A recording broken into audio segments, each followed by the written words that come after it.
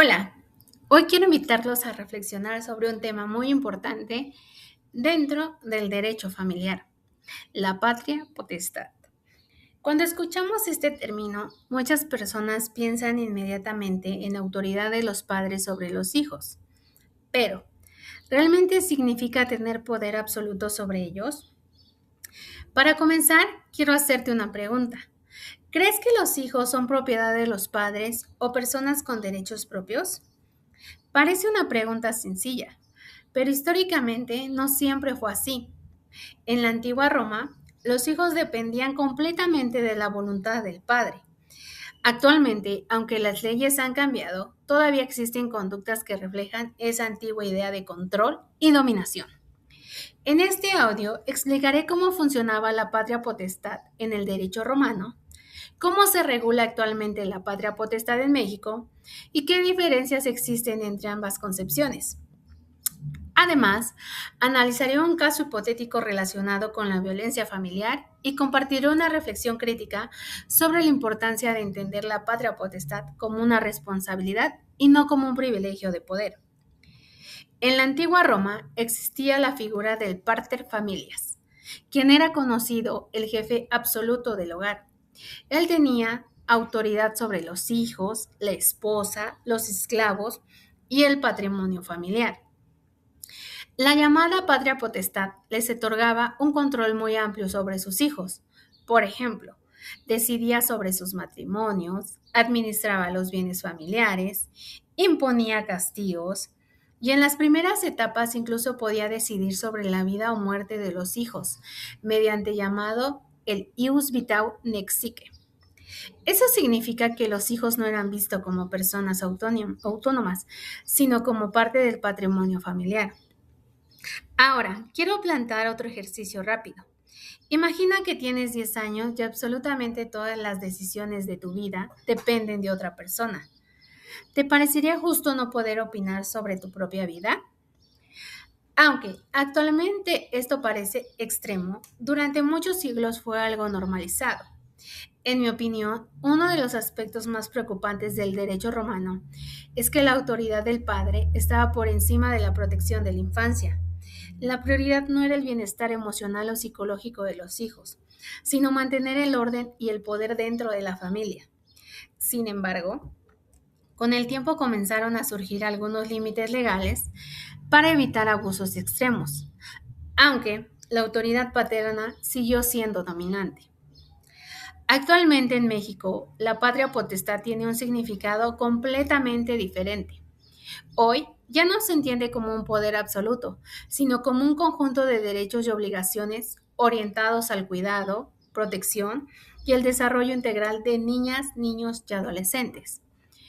Los códigos civiles y la Ley General de los Derechos de Niñas, Niños y Adolescentes reconoce que los menores son sujetos plenos de derechos y que deben prevalecer el interés superior de la niñez. Esto significa que los padres tienen obligaciones como proporcionar alimentos, educación, salud, seguridad, estabilidad emocional y un entorno libre de violencia. Además, actualmente tanto la madre como el padre ejercen la patria potestad en igualdad de condiciones. Aquí me parece importante detenernos y reflexionar. ¿Realmente todas las familias ejercen la patria potestad desde el cuidado y la protección? Lamentablemente, la respuesta muchas veces es no. Todavía existen casos donde algunos padres creen que ser autoridad significa controlar, humillar o violentar a los hijos. Y ahí es donde el derecho actual marca una gran diferencia en Roma.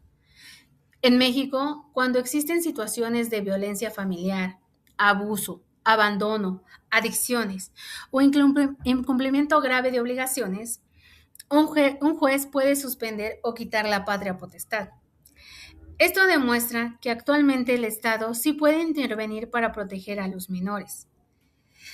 Aunque ambas instituciones buscan regular las emociones familiares, existen diferencias enormes. En Roma predominaba la autoridad absoluta, los hijos eran subordinados y el padre tenía poder casi ilimitado. En México se priorizan los derechos humanos, el interés superior de la niñez y la protección integral de los menores. Sin embargo, quiero hacer una reflexión crítica. Aunque jurídicamente los niños ya son reconocidos como sujetos de derechos, culturalmente todavía existen muchas ideas heredadas del pasado.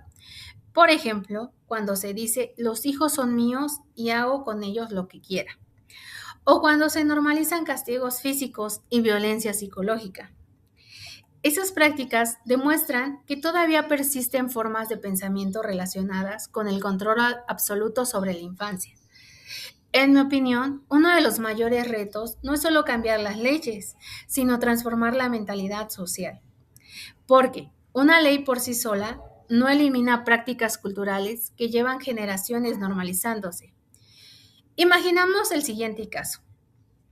Una pareja se divorcia y el padre ejerce violencia física y psicológica contra sus hijos. Además, deja de proporcionar alimentos y amenaza constantemente a la madre. Ahora pensemos, ¿qué habría pasado con este caso en Roma? Probablemente el padre había conservado gran parte de su autoridad, porque el sistema jurídico protegía más el poder del parte de familias que los derechos de los hijos. Pero en México actualmente ocurre algo distinto. El juez puede restringir convivencias, ordenar medidas de protección, fijar pensión alimenticia e incluso retirar la patria potestad si se demuestra que existe violencia o riesgo para los menores. Esto refleja un cambio muy importante. El centro ya no es el poder del padre, sino la seguridad y dignidad de los hijos. Para concluir, la patria potestad ha evolucionado enormemente desde el derecho romano hasta la actualidad. Antes representaba dominio y control absoluto. Hoy debe entenderse como un deber de cuidado, protección y responsabilidad. Sin embargo, considero que todavía existe una contradicción entre lo que dicen las leyes y lo que ocurre en la realidad. Aunque el sistema jurídico reconoce los derechos de niños, niños y adolescentes, muchas prácticas familiares siguen reproduciendo violencia, autoritarismo y desigualdad. Por eso, más allá de memorizar conceptos jurídicos, es importante cuestionarnos cómo entendemos la autoridad dentro de la familia. Quisiera cerrar este audio con una última reflexión.